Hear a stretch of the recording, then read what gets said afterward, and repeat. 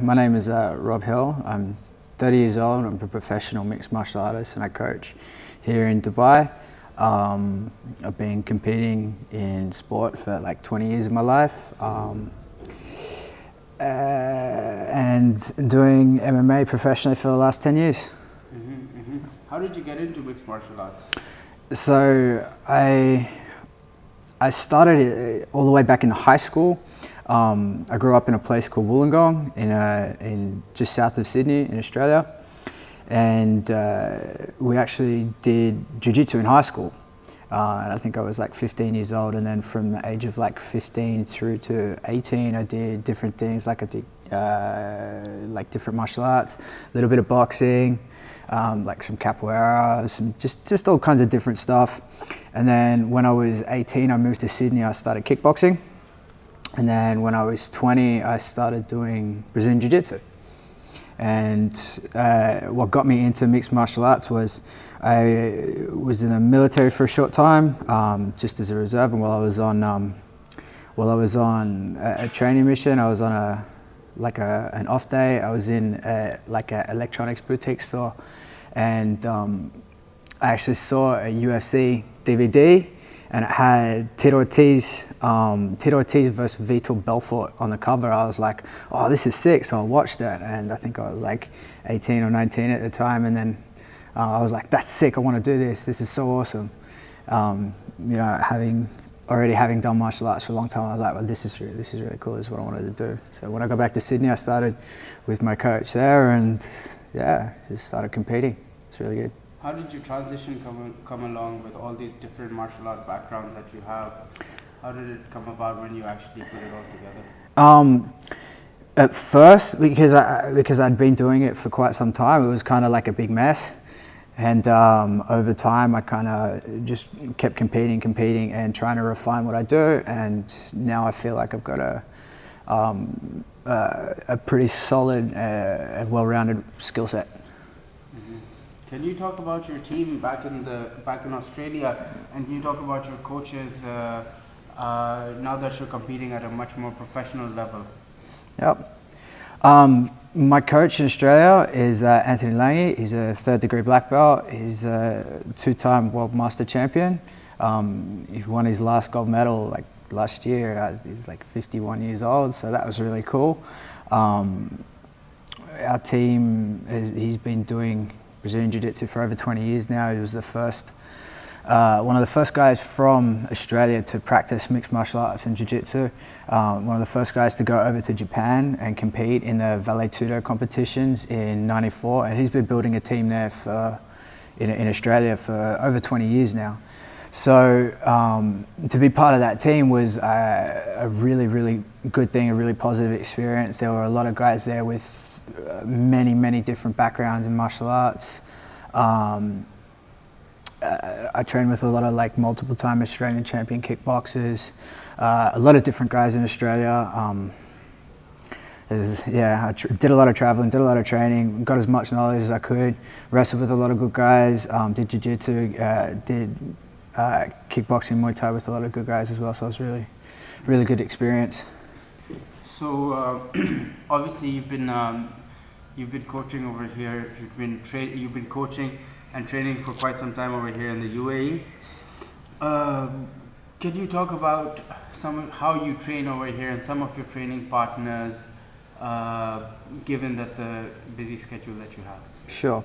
So in the evenings, every evening I'm in coaching. Oftentimes I'll train with my students as well. And that's really good for me. Like I'm never trying to kind of bully or antagonize my students or want to help them develop. So it's good for me to train with them. And it's good for me too because it helps me refine my technique, where I get to point out things for myself. Outside of that, I've found a really good gym where I've got a couple of good training partners that have actually competed in mixed martial arts as well, and they've got some MMA fights under the belt. And they're helping me out as well, so that's really it's a really good experience. And I'm fitting in 2 to 3 training sessions of my own a day where I get to train. So that's yeah, it feels good. It's good. And staying very active. Now, You have a fight coming up. Yeah. Can you talk about that fight that is coming up? Yeah, I can. So I have a fight October 3rd in Australia, fighting a guy named Alex Volkanovski.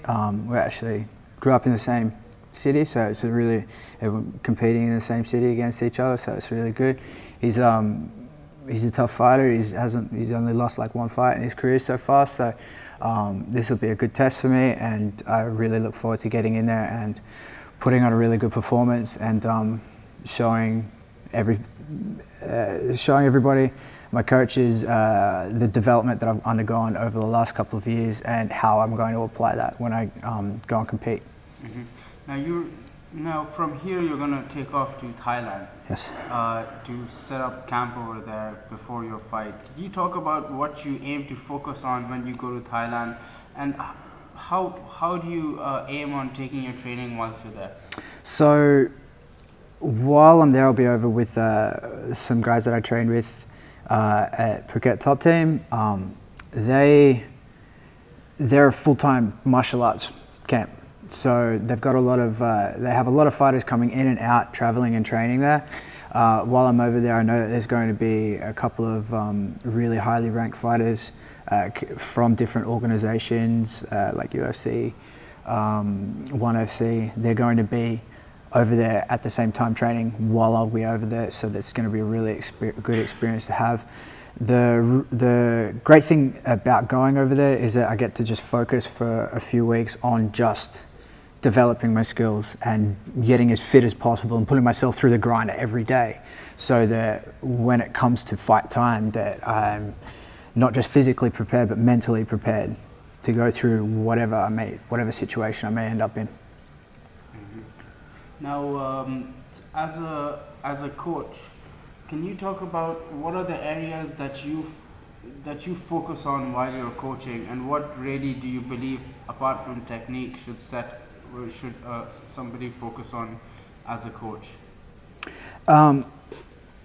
So, as a coach, the number one priority for a coach is the safety and the positive learning experience and environment for their students.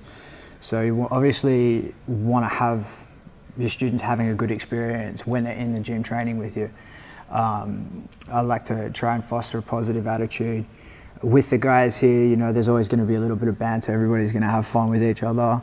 That's one of the great things about having a facility, that you can have fun with your guys, you know, and they can have fun with each other. When it comes down to the training itself, I believe that training should be highly structured, and I believe that leads to progression. I think that when you really put the time and effort into structuring classes properly and structuring programs properly, that you will see the development of your students. You know, it may only be little things, like you might see one guy does something one week that you showed him like a few weeks ago, and you'd be like, oh yeah, cool. You know, that's really cool. Or you might drill a technique or really break a technique down, and you'll see a person do part of the technique right, and then they'll get their end wrong, and you'll be like, okay, this is what we need to work on, and this is how we're going to progress from this position. So this is what I try and apply when I teach. So, well, thank you for the interview, Rob. Is there anybody you would like to thank? Any message you would like to give out following your fight? Sure. Hi guys. Nice to see you all. Thank you very much for the time and the interview. Thanks to everybody here that's helping me prepare, and thanks to my team back home and everybody that I work with, my coaches, my friends, training partners, everybody that's been gone out of their way to help me and help me have a positive experience in my life. So thank you very much, and see you soon.